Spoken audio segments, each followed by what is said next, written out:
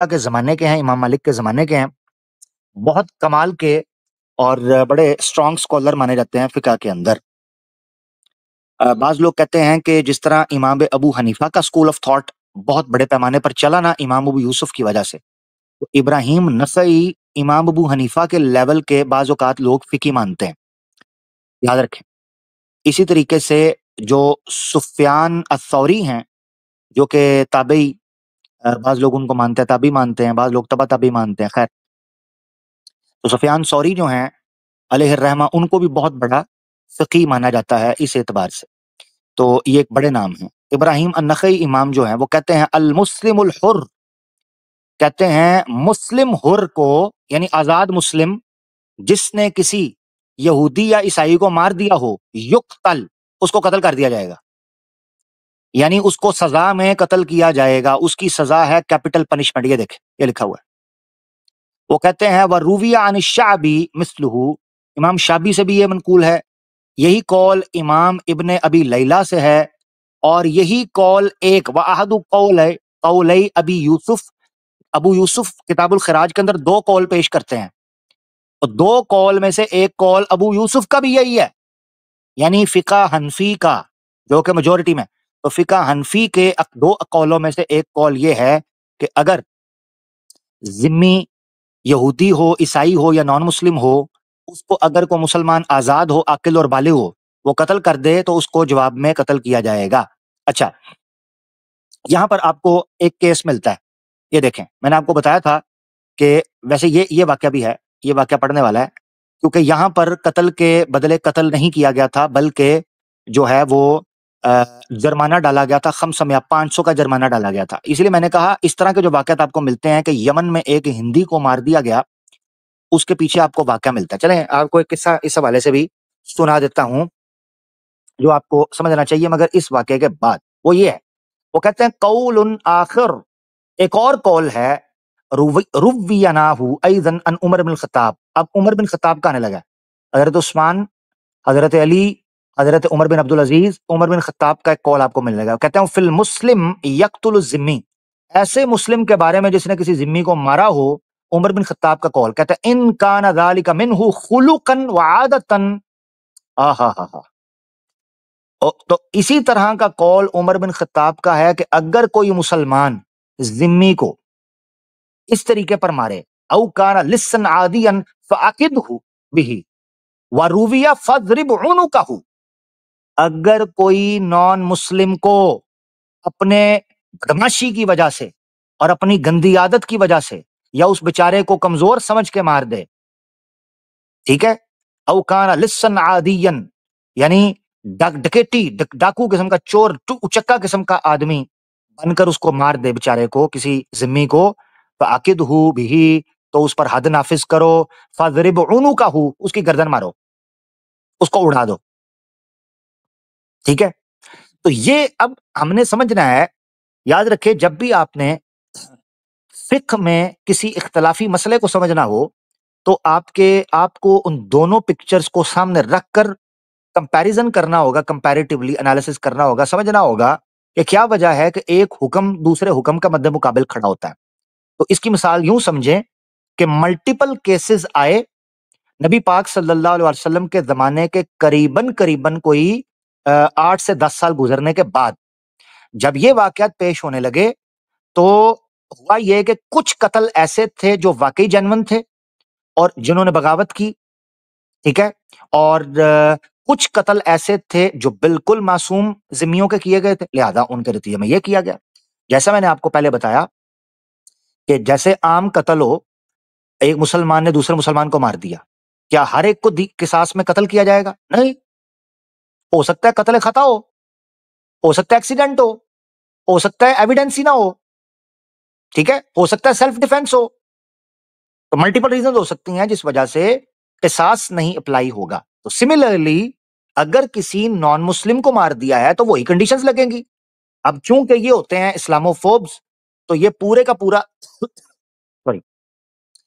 پورا کیس اس بیس پر کھڑا کرتے ہیں، او دیکھا فلاں جگہ پر نہیں دیا، فلاں جگہ پر نہیں دیا، یہ مثال مل رہی ہے، قتل کیا گیا، گردن اڑائی گئی، اس کا کیا کرنا ہے؟ یہ چیزیں بہرحال یہ ڈسکشن لمبی چلتی ہے۔ اچھا، حضرت سوری رک جا ذرا، کتنے گیا؟ ہاں ٹھیک ہے.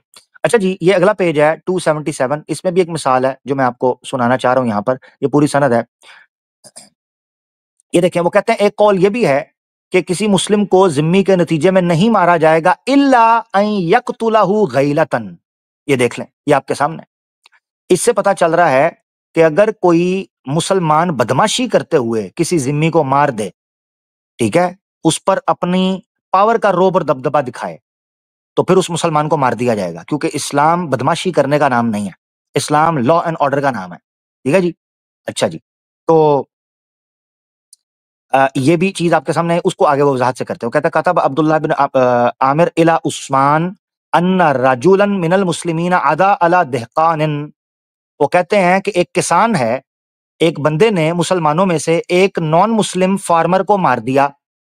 فقتلہ علی مالہ، تو اس نے اس کی مال کی لالچ کی وجہ سے اسے مارا تھا.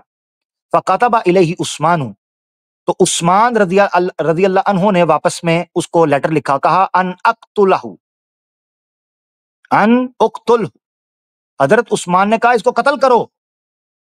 اس نے ایک نان مسلم کو انیائے کرتے ہوئے مار دیا، تو ان اقتلہ، اقتلہ بھی، اس کو مار دو.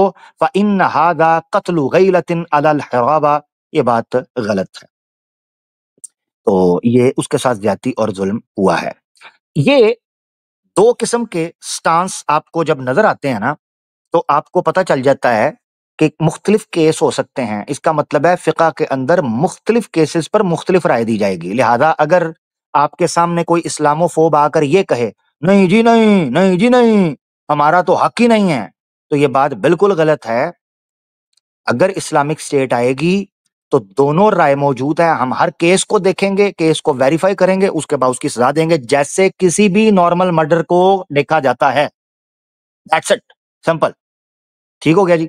اچھا، یہ بھی چند مثالیں تھی جو میں آپ کے سامنے رکھنا چاہ رہا تھا. اچھا خیر، ایک واقعہ آپ کو میں سنانا چاہتا ہوں. حضرت وہ ایسے ہی سنا دیتے ہلکا پھلکا سا. بہرحال یہ جو میں نے کتابیں کوٹ کی ہیں، جیسے فتوح البلدان ہے، محلہ آثار کوٹ کی ہے، اسی طریقے سے کتاب الخراج کوٹ کی ہے، اور اس کے علاوہ طبقات ابن سعد آپ کو مل جائے گی. تو یہ مختلف کتابیں ہیں جہاں سے آپ کو اس کی ڈیٹیلیں مل سکتی ہیں. اسی طریقے سے تاریخ الخلفاء سے مل سکتی ہے، مناقب عمر بن الخطاب سے مل سکتی ہے، اور الفاروق سے مل سکتی ہے، اور مختلف جو کتابیں ہیں ان سے آپ کو مل سکتی ہے. اچھا، حضرت غالباً حضرت عمر رضی اللہ عنہ کے زمانے میں یا حضرت علی، ان دونوں، یا حضرت عمر، غالباً زیادہ چانسز ہے. ایک گورنر تھے جن کو گورنر بنایا گیا تھا کوفہ کا، حضرت عمر فاروق کے زمانے میں. یس، حضرت عمر فاروق رضی اللہ عنہ کے زمانے میں گورنر بنایا گیا حضرت ولید کو. ولید بن مغیرہ غالباً ان کا نام تھا، اگر میں غلط نہیں ہوں تو. ٹھیک ہے، ان کو گورنر بنایا گیا کوفہ کا، اور ان کی گورنری کے اندر ایک واقعہ پیش آیا. وہ واقعہ یہ تھا کہ ایک آدمی تھا، اس نے دکھانا شروع کیا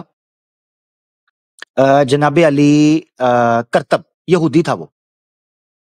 اس نے کرتب دکھانے شروع کیے جو بظاہر جادو لگتے تھے.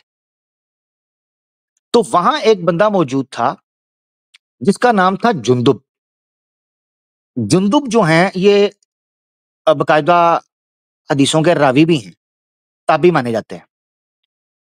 تو جندب جو تھے وہ وہاں کھڑے تھے. انہوں نے اس یہودی کو جب دیکھا نا، انہوں نے اس کو قتل کر دیا. جب اس کو قتل کر دیا تو حضرت ولید نے ان کو پکڑ لیا. انہوں نے کہا کہ تو نے ایک ذمی کو مار دیا ہے. انہوں نے کہا مجھے لگا جادو کر رہا ہے. سوری، حضرت عثمان کے زمانے میں تھا، یار معذرت چاہتا ہوں، یہ یاد ہے، حضرت عثمان کے زمانے میں تھا. ولید ہی نام تھا ان کا، مگر حضرت عثمان کے زمانے میں، سوری. انہوں نے اس یہودی کو مار دیا، حضرت جندب نے. اب وہ مارنے کے بعد ان کو پکڑ لیا حضرت ولید نے، جو کوفہ کے گورنر تھے. جب انہوں نے اس کو پکڑا، انہوں نے کہا تم نے کیوں مارا اس یہودی کو؟ انہوں نے کہا یہ شاید جادو شادو دکھا رہا تھا. انہوں نے کہا کچھ بھی کر رہا تھا، تم نے کیوں مارا؟ تم نے اپنے ہاتھ کا قانون اپنے ہاتھ میں کیوں لیا؟ تو بہرحال ولید نے جندب کو جیل میں ڈال دیا اور انہوں نے فیصلہ سنایا کہ میں اس کو قتل کروں گا کیونکہ اس نے ایک ذمی کو مارا ہے. یہ بھی حضرت عثمان رضی اللہ عنہ کے زمانے میں ایک مثال ملتی ہے جس میں حضرت جندب جو کہ مسلمان تھے نے ایک یہودی جو کہ ایک ذمی تھا اس کو قتل کیا. حضرت ولید نے جو کہ کوفہ کے گورنر تھے انہوں نے جندب کو جیل میں ڈالا. اور جیل میں کیا ہوا، جیل میں جندب جو ہیں وہ میں نے بتایا نا جیسے وہ اسکالر مانے جاتے تھے، تو وہ جو جیل کا دروغہ تھا اس کو چکما دے کر بھاگ گئے جیل سے. اب وہ جیل سے بھاگ گئے، مگر جو گورنر تھے ولید انہوں نے دروغے کو پوچھا کہ یہ بندہ کیوں بھاگ گیا. انہوں نے کہا جی یہ دھوکہ دے کے مجھے اس طرح کر کے بھاگ گئے. تو ولید نے دروغے کی گردن اڑا دی. یہ حوالہ آپ کو تاریخ کے اندر ملتا ہے. ٹھیک ہے جی. مروج الذہب ایک کتاب ہے مسعودی کی، گو کہ وہ کتاب میں کافی اختلافی روایت جیسے میں نے کہا یہ ساری ہوتی ہیں.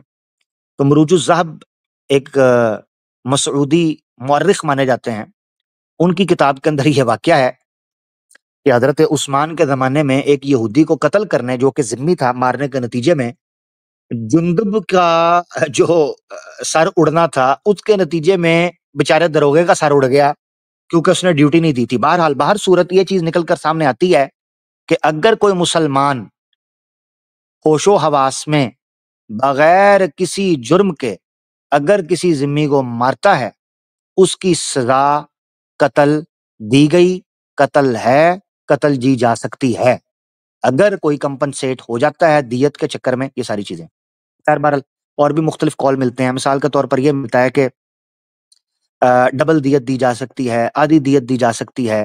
ٹھیک ہے، اگر نارملی کسی نے ذمی کو مار دیا جان بوجھ کر نہیں دھوکے سے خطا سے مر گیا تو آدھی دیت دے دیں، اگر کسی نے جان بوجھ کے مار دیا ہے تو ڈبل دیت دے گا، یعنی ایک ذمی کی دیت نہیں بلکہ دو بندوں کی دیت دینی پڑے گی. تو اس طرح کر کے یہ فقہی مسئلہ ہے. بہرحال ہمارا موقف اس میں جو میں نے کہا تھا میں اینڈ میں آپ کے سامنے رکھوں گا وہ حضرت علی المرتضیٰ شیر خدا اسد اللہ رضی اللہ تعالیٰ عنہ والا ہے، وہ موقف حضرت عمر فاروق والا ہے، وہ موقف حضرت عثمان رضی اللہ تعالیٰ عنہ والا ہے، وہ موقف عمر بن عبد العزیز رضی اللہ عنہم اجمعین والا ہے. اور وہ موقف یہی ہے کہ اگر کسی معصوم بندے کو جانتے بوجھتے پلاننگ کر کے پورے ہوش و حواس کے اندر اگر کسی نان مسلم کو مارا جائے تو اسلامک اسٹیٹ کے اندر مسلمان کو اس کی سزا کے عوض قصاص کے طور پر اڑا کے رکھ دیا جائے گا. 1 منٹ کا وسع ہم نہیں کھائیں گے. 1 منٹ کا وسع پروو ہو جائے گلٹی، اس کی سزا اسلامک اسٹیٹ کے اندر موت ہوگی، چاہے اس نے کسی نان مسلم کو ہی کیوں نہ مارا ہو. یہی بیس ہے ہماری، اور یہ دلیلوں کی بنیاد پر. یہ میں نے ساری مثالیں اتنی ڈیٹیل میں اس چیز پر پتہ کیوں دی ہیں تاکہ کسی اسلامو فوب کو یہ کیڑا نہ کاٹے. آپ لوگ آج اسلامو فوبیا سے انفلوئنس ہو کے یہ قانون بنا رہے ہو. الو کے پٹھو جب ہم پاور میں تھے تب بھی ہمارا یہ رول تھا. حضرت عمر پاور میں تھے، حضرت عثمان پاور میں تھے، حضرت علی پاور میں تھے، حضرت عمر بن عبد العزیز پاور میں تھے. ہم پاور میں تھے تو ہماری رولنگ یہ تھی. ہم تمہارے اس اسلامو فوبیا سے فلانا کر کے یہ کر کے وہ کر کے یہ ڈرامہ نہیں ہے. جو اصول ہے وہ اصول ہے. ٹھیک ہے جی، نمبر 1. نمبر 2، ہمارے لیے سب سے ٹاپ کے اوپر لا اینڈ آرڈر ہے.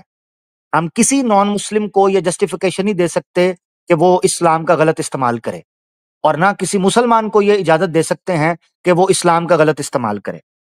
لہذا جسٹس سب سے اوپر ہے. اعدلوا هو اقرب للتقوی، عدل کرو کہ یہ تقوی کے سب سے زیادہ قریب ہے، چاہے تمہاری قوم کے خلاف ہی کیوں نہ ہو، مگر جسٹس کرنا ہے. Justice is the most important thing. آخری چیز آ جاتی ہے وہ یہ ہے کہ کیا کسی ذمی کو اس کے علاقے سے نکالا جائے گا؟ آپ کو اکثر پتا ہونا چاہیے کہ کئی لوگوں کو یہ لگتا ہے کہ جی ہمارا مندر تھا، ہماری بستیاں تھیں، یہاں ختم کر کے ہمیں کر دیا گیا، ہمیں ڈال دیا گیا. ماڈریٹر ذرا دھیان دیں کیونکہ آج ان کو بڑے چمونے لڑ رہے ہیں، اور یہ چمونے ان لوگوں کو لڑ رہے ہیں جن کی منجی ہم کل پرسوں ٹھوک چکے ہوئے ہیں، ابھی آگے بھی ٹھوکنی ہے. ٹینشن نہ لو، ٹھیک ہے نا، تو تسلی رکھو.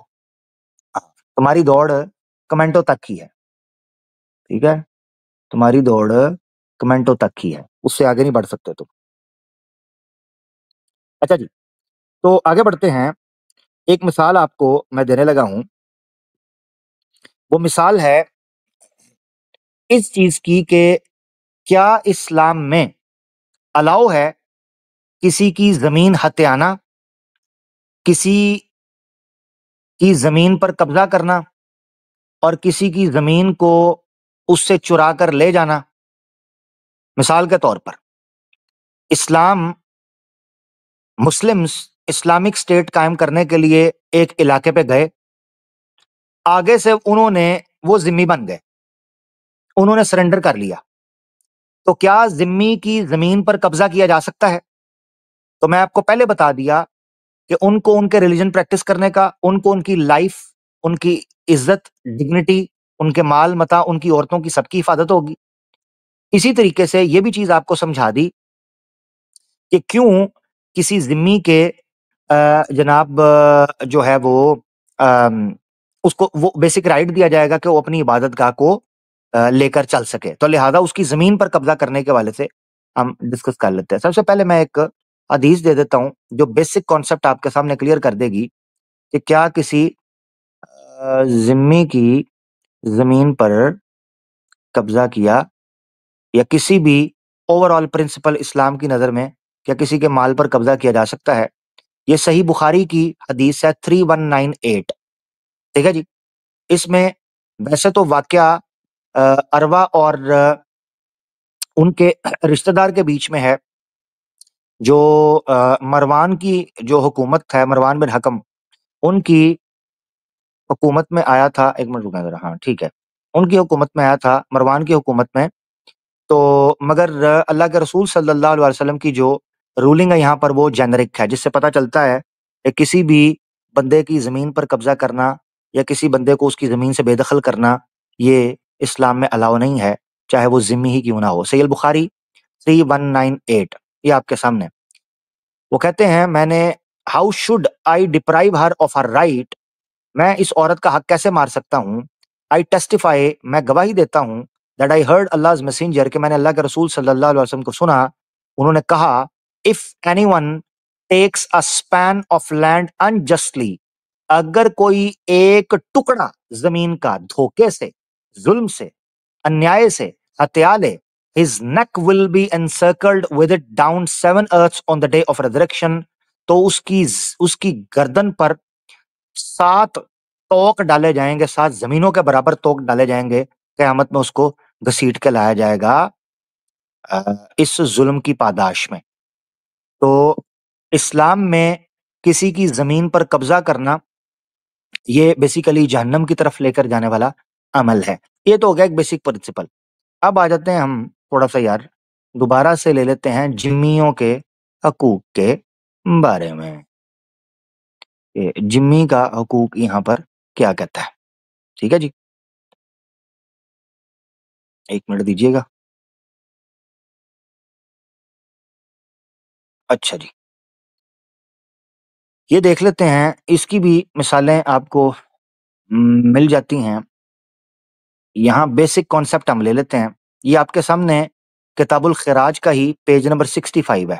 ٹھیک ہے، یہ روایت جو میں نے پڑھی تھی امام ابو یوسف نے اسی روایت کو کوٹ کیا ہوا ہے. من اخذ شبرا من ارض بغیر حق طوقہ من 7 ارضین، تو 7 زمینوں سے اس کو اکٹھا کیا جائے گا، توق کو، اور لایا جائے گا اسے قیامت کے دن. اب یہ یہاں پر ایک پوری فصل ہے جس کو کوٹ کیا جاتا ہے فی اسلام قوم من اہل الحرب و اہل البادیہ علی ارضہم و اموالہم. ایسے لوگوں کا معاملہ کہ جنہوں نے ازائلم سیکھ کیا ہے، چاہے وہ جنگ کرنے والے ہوں یا باہر کے لوگ ہوں، ان کی زمین اور مال کے بارے میں. ابو یوسف کہتے ہیں کہ امیر المومنین آپ نے مجھ سے سوال پوچھا تھا ایسی قوم کے بارے میں جنہوں نے جو ذمی بن گئے ہوں اپنے مال بچانے کے لیے، اپنی زمین بچانے کے لیے، ان کا حکم کیا ہے. میں زوم کر رہا ہوں تھوڑا نظر ہے. تو ابو یوسف کیا کہتے ہیں ذرا سنیے گا. وہ کہتے ہیں فَإِنَّ دِمَاءَهُمْ حَرَامٌ، ان کا خون حرام ہے، یعنی ذمی کو آپ مار نہیں سکتے. وما اسلموا علیہ من اموالہم، ان کا مال بھی آپ پر حرام ہے. فلہم کذالک ارضوہم لہم، زمینیں ان کی ہیں ان کی زمین سے آپ ان کو نکال نہیں سکتے. ہاں وہاں سے وہ جو خراج نکلتا ہے obviously جو مسلمان بھی دیتے ہیں وہ دیں گے، عشر جسے بولتے ہیں. ٹھیک ہے جی، وہ دیں گے.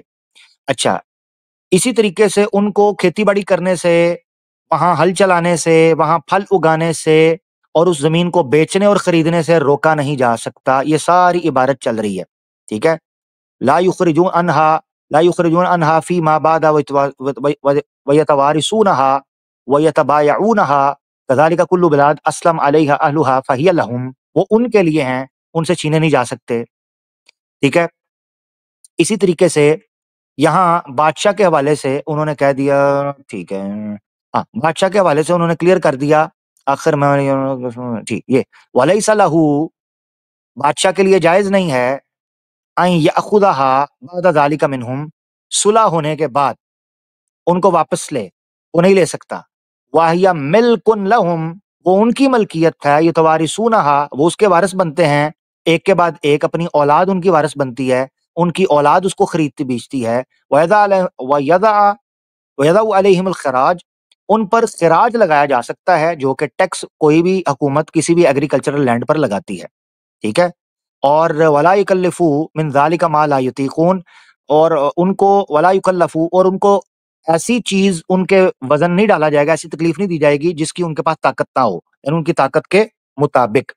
اس سے بھی ایک چیز کلیئر ہو جاتی ہے آپ کے سامنے کہ ذمی کی زمین کے اوپر قبضہ نہیں کیا جا سکتا، اس کے مال کو لوٹا نہیں جا سکتا، اس کی عورت کا ریپ نہیں کیا جا سکتا، اس کے بچوں کو محروم نہیں کیا جا سکتا، اس کو شہر سے دربدر نہیں کیا جا سکتا، اس کو اس کی عبادت سے نہیں روکا جا سکتا، اس کو ٹریول کرنے سے روکا جا سکتا. اسی طریقے سے اس کو کسی طرح کا بھی کوئی ایسا ظلم اور زیادتی نہیں کی جائے گی جس کی اس کے پاس طاقت، یا اس کے اوپر ایسا حکم نہیں لگایا جائے گا جو اس کی کیپیبلٹی سے باہر ہو. یہ ساری ڈیٹیلنگ میں نے آپ کے سامنے اس لیے رکھی ہے کہ تاکہ آپ اس ساری چیز کو سمجھ سکیں. اچھا، اب ایک بیسک چیز،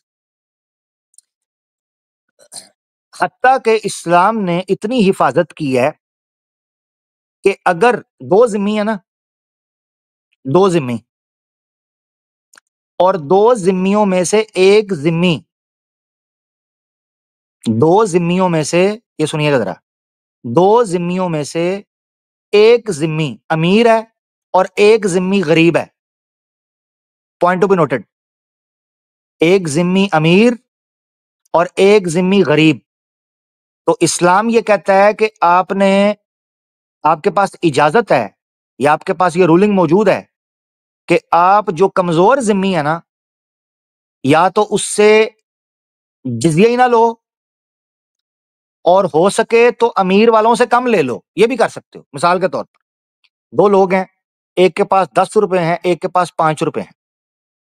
اب آپ نے دونوں ذمی ہیں. اب انصاف کہتا ہے کہ آپ مان لو for the sake of argument, مان لو کہ جزیہ 5 روپے ہے، 5 روپے جزیہ ہے. اب ایک کے پاس 10 روپے ہیں، ایک کے پاس 5 روپے ہیں.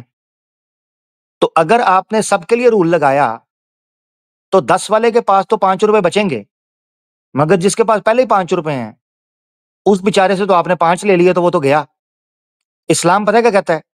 اسلام کہتا ہے کہ آپ نے جس کے پاس 5 روپے ہیں اس سے جزیہ اگر 5 روپے بھی کیوں نہ ہے تو آپ نے اس بیچارے سے سارے نہیں لینے، آپ نے اس کی حیثیت کے مطابق لینا ہے. یہ ہے خوبی.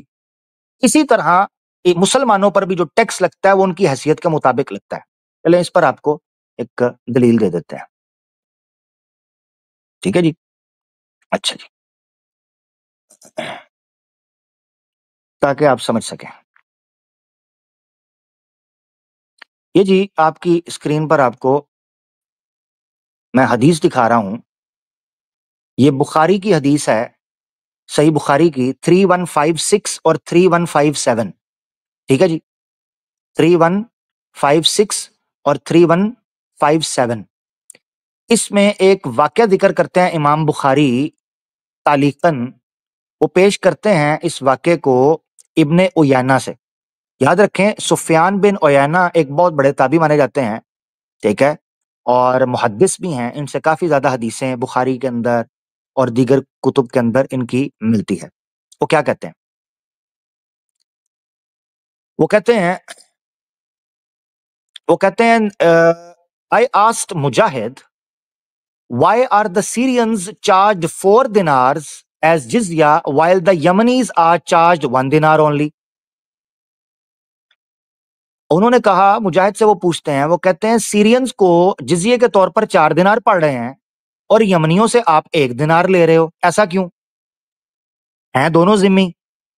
مجاہد نے کہا دس جزیہ has been fixed on the basis of the degree of prosperity. جس کے پاس جتنی طاقت ہوگی اس سے اتنا لیا جائے گا. اگر کوئی غریب نان مسلم ہے اس سے جزیہ زبردستی زیادہ نہیں لیا جائے گا. ٹھیک ہے جی. اب یاد رکھنا چاہیے کہ یہ اوینا جو ہیں وہ ابن ابی نجی سے یہ روایت کرتے ہیں اور وہ مجاہد سے پوچھتے ہیں. ٹھیک ہے. اینڈ بائی دا وے میں بتاتا چلوں کہ یہ قرآن کی آیت کی تفسیر بیان ہو رہی ہے. ٹھیک ہے نا. تو قرآن کی ایک آیت ہے، اس کے کانٹیکسٹ میں مجاہد کا قول آ رہا ہے اور یہ تفسیر کے حوالے سے ایک بڑے امام مانے جاتے ہیں. اس سے ایک چیز نکل کر سامنے آئی. ٹھیک ہے. وہ یہ چیز نکل کر آئی کہ اگر 2 ذمی ہیں، ان میں سے ایک ذمی امیر اور ایک غریب ہے، تو اسلام غریب کو سہولت دیتا ہے، اس کو کہتا ہے تم کم دے دو کوئی بات نہیں، تم نہیں دے سکتے کوئی بات نہیں. ٹھیک ہے جی. اچھا، یہ جو نہیں دے سکتے کوئی بات نہیں، اس حوالے سے بھی میں آپ کو ایک واقعہ سنا دیتا ہوں، ریفرنس دے دیتا ہوں. ٹھیک ہے. غصہ نہیں کرنا، آپ غصہ اسلامو فوب زیادہ کرتے ہیں اور غصے سے میں بھائی سیدھی بات ہے غصہ نہ کریں. اچھا 1 منٹ رکیے گا ذرا. ویسے یہ ساری چیزیں میں اگر کتاب الخراج کے اندر اور بھی چیزیں ہیں جس میں کہا گیا اگر کوئی اندھا شخص ہے غریب ہے اس سے آپ نہیں لینا چاہتے نہ نہیں، اگر وہ نہیں دے سکتا نہ لیں. عورتوں بچوں سے نہیں لینا، بوڑھوں سے نہیں لینا.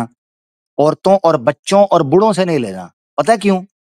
کیونکہ جزیہ صرف وار کے کانٹیکسٹ میں آتا ہے. یاد رکھنا آپ. ٹھیک ہے. خیر بہرحال اس کے ریفرنسز پیش کیے جا سکتے ہیں مزید بھی. ٹائم بچا رہا ہوں کیونکہ میں نے اسٹیمیٹ لگایا تھا کہ میں اس کو گھنٹے کے اندر ختم کروں گا. یہ 2 گھنٹے ہو گیا ہے تو ٹائم کافی دوستوں بڑھ گیا ہوا ہے. ارادہ جو تھا وہ بیسیکلی یہ تھا کہ اس کو ختم کریں گے. خیر بہرحال اگر کسی کو ریفرنس چاہیے ہوگا، میں نے کئی کتابیں ریکمینڈ کر دی ہیں. کتاب الخراج امام ابو یوسف کی ہے، اسے آپ پڑھ سکتے ہیں. اور اسی طریقے سے میں نے آپ کے سامنے فتوح البلدان کا حوالہ دیا، اس کو آپ پڑھ سکتے ہیں. طبقات ابن سعد کو پڑھ سکتے ہیں. اور اسی طریقے سے آپ اور کئی کتابیں ہیں اس حوالے سے اگر دیکھنا چاہیں وہ دیکھ سکتے ہیں آپ، جو آپ کو اردو میں یا انگلش میں مل جائیں. خیر میرے خیال سے کافی آج کے حوالے سے گپ شپ ہو گئی. اگر مزید کوئی چاہے گا حوالہ تو اس حوالے سے دے دیں گے. یہ بیسک چیزیں تھیں جو ہم رکھنا چاہ رہے تھے. اور بھی کئی چیزیں ہو سکتی تھیں مگر میں نے بیسک جن چیزوں کو ڈسکس کیا ہے وہ بنیادی طور پر 3 تھیں. لنک میں بھی پبلک کرنے لگا ہوں. پوائنٹ نمبر 1، ایک چیز کہ اگر کوئی مسلمان کسی ذمی کو قتل کر دے گا تو اس کی سزا کیا اسلام میں یا ہمارے پاس ایگزامپلز موجود ہیں. ٹھیک ہے. اس کی جان کی حفاظت. نمبر 2، یہ اپنی عبادتیں، اپنے تہوار، اپنے مندر، اپنے گرجے، ان چیزوں کی پریکٹس کر سکتے ہیں. نمبر 3 جو چیز آپ کے سامنے رکھی وہ یہ رکھی کہ ان کی زمینیں ان سے نہ لوٹی جا سکتی ہیں، نہ ان سے چھینی جا سکتی ہیں، نہ ان کی عورتوں کے اوپر ہاتھ ڈالا جائے گا، نہ کسی قسم کی ان کے ساتھ زیادتی کی جائے گی، ان کی حفاظت کی جائے گی یہ بنیادی طور پر. اور پھر ان کی عبادت گاہیں توڑی نہیں جائیں گی. تو یہ تقریباً 4 یا 5 کے قریب چیزیں تھیں جو بیسک ڈسکس کرنی تھیں. ان کے حقوق کے حوالے سے عمومی طور پر انہی پر پروپیگنڈا چل رہا ہوتا ہے، یاد رکھنا چاہیے. انہی پر پروپیگنڈا چل رہا ہوتا ہے، لہذا اس کو ڈسکس کیا. ابھی اور بہت سی چیزیں ہیں، بہت سی چیزیں. مثال کے طور پر اس پر ملٹیپل بات کی جا سکتی ہے مگر چونکہ 2 گھنٹے بالکل نکو نک 2 گھنٹے ہونے والے ہیں تو لہذا میں اب لنک اوپن کرنا چاہتا ہوں. مثال کے طور پر یہ مسئلہ ڈسکس کرنا جیسے کہ اگر مسلمان فوجی طور پر اب اتنے کمزور نہیں رہے یا ڈیفنس میں ویک ہو چکے ہیں تو وہ جزیہ واپس کر دیں گے، جیسے خالد بن ولید رضی اللہ تعالیٰ عنہ نے بفر زونز کے اندر کیا. اس کی مثالیں آپ کو کئی مقامات پر ملتی ہیں کہ انہوں نے جزیے کی رقم واپس کر دی. اسی طریقے سے اگلے سال کا جزیہ لینا انہوں نے بند کر دیا. انہوں نے کہا کہ ہم چونکہ آپ کی حفاظت نہیں کر سکتے اور بیس ہی یہ تھی لہذا آپ اپنی حفاظت خود کریں. تو جس وجہ سے پھر ان لوگوں نے فوج کے اندر شامل ہونا شروع ہو گئے. اچھا خیر، اسی طرح جس قوم سے جزیہ لیا جاتا ہے وہ انٹائٹلڈ نہیں ہوتے کہ انہوں نے فوجی بھی دینے ہیں، ان کے پاس آپشن ہوتی ہے. وہ سپورٹ کر سکتے ہیں اپنی سیکیورٹی کے لیے، یا خود ہی فوجی دے سکتے ہیں اپنی